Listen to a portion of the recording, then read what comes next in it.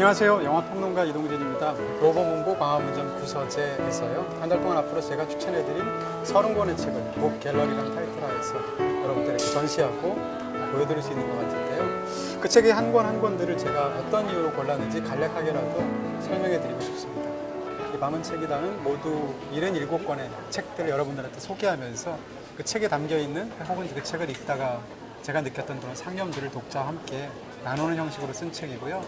이 책을 쭉 보시게 되면 저 사람은 어떻게 책을 읽는구나 라는 방식을 짐작하실 수 있을 것 같습니다. 이 안에 있는 77권의 책들도 상당히 좋은 책들이니까 한번 눈여겨보시는 것도 좋을 것 같고요. 사실 밤으로의 여행이라는 책에서 아이디어를 얻어서 제목을 쓴 게 밤은 책이다라는 제 최근의 책이고요. 이 밤으로의 여행은 밤은 책이다의 처음 책으로 제가 소개한 책이기도 합니다.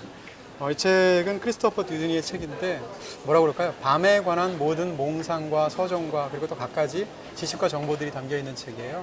우리가 밤이라고 생각했을 때 떠오르는 굉장히 서정적인 느낌 이런 것들을 단순히 문체만 아름다울 뿐만이 아니라 이것을 밤에 관한 다양한 이야기가 엮어서요. 무엇보다도 밤에 읽기 좋은 책으로 추천해드리고 싶고요. 윌러드 게일린이 쓴 증오라는 책입니다. 지금 21세기를 뭐라고 그럴까요? 일종의 테러의 시대로 이렇게 통칭하는 사람들까지 있지 않습니까? 지금 기독교 문명과 이슬람 문명의 접점에서 벌어지는 숱한 비극들이 있는데요. 과연 이 테러를 저지르는 사람들의 마음 속에서는 어떤 것들이 구조화되어 있는가에 대해서 미국의 심리학자고요. 윌러드 게일린이 이 증오라는 것이 얼마나 위험한 감정이며 그 증오라는 것이 사회적으로, 역사적으로 어떻게 이슬람에서 형성이 되었는가를 쓴 상당히 통찰력 있는 책입니다. 이 책은 커트 보네거트가 쓴 제호도살장이라는 책입니다. 이 커트 보네거트의 제호도살장이라는 책을 보시게 되면 작가의 개인적인 경험이 작가의 웅대한 혹은 독특한 상상력과 만나서 대체 이런 얘기까지 펼쳐낼 수 있구나라는 점에서 너무나 신기한 느낌까지 드는 그런 탁월한 소설이라는 생각이 들고요. 이 책을 흔히 SF로 구분하기도 하는데 이 책의 시작 자체는 저자가 독일에서 직접 전쟁 포로가 되어서 죽을 뻔했던 경험에 토대한 책이거든요. 그것을 통해서 자기의 경험을 인류 전체의 문제로 확산시켜낸 굉장히 훌륭하고도 기발한 소설입니다. 존 그레이가 쓴 하찮은 인간 호모 라피엔스라는 책입니다. 호모 라피엔스는 저자 존 그레이가 만든 말입니다. 호모 사피엔스와 약탈하다는 말에서 가져온 합성어로 라피엔스라는 말을 쓰는 건데요. 이 책에서 존 그레이는 세상에 이렇게 염세적이고도 비관적인 전망을 갖고 있는 철학자가 있나 싶을 정도로 굉장히 냉정하고도 조롱에 가까운 태도로 인류 역사를 비웃고 있습니다. 그렇지만 그러한 냉정한 시선 뒤에 담겨져 있는 우리가 일반적으로 휴머니즘이라고 하면 그것을 당연한 지고의 가치로서 숭배하기만 하는데 그 사실은 이면에는 이러한 것들이 있다는 것을 짚어주는 섬뜩하고도 무섭기도 하지만 결국은 어떤 굉장한 통찰력과 그리고 어떤 깨달음 같은 것을 안겨주는 멋진 책이라고 할 수가 있겠습니다. 마이클 키멜만이 쓴 미술사 책입니다. 이 책에서 다루어지고 있는 것은 뭐라고 그럴까요? 우리가 미술사에서 익히 알고 있는 천재들, 예를 들면 피카소라든지 달리라든지 이런 사람들이 아니라 상대적으로 그 사람이 천재라는 데 대해서 갸우뚱거려지는 그런 어떤 화가들의 이야기를 다루고 있고요.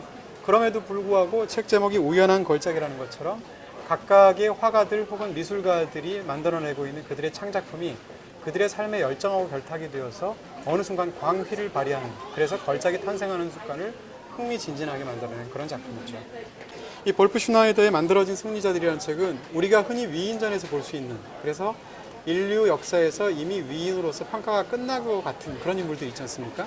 콜럼버스로부터 시작해서 수많은 인물들이 있을 텐데 그런 인물들이 과연 진정으로 위대한가에 대해서 인물의 위대성이라는 것은 그 사람의 뛰어난 면모뿐만 아니라 역사 속에서의 우연 때문에 그것이 만들어지는 것이다 라는 그런 시각을 갖고 있는 멋지게 쓴 그런 어떤 일종의 뒤집어 읽는 위인전 같은 그런 책입니다.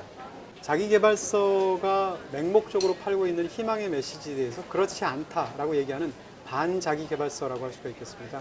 제목이 벌써 굉장히 배신이고요. 저자 자체가 유방암에 걸린 경험에 토대해서 희망을 팔고 단순하게 꿈을 파는 현대의 자기계발서 시장들이 얼마나 왜곡되어 있는가를 통렬하게 뒤집어 놓은 그런 멋진 저작이죠.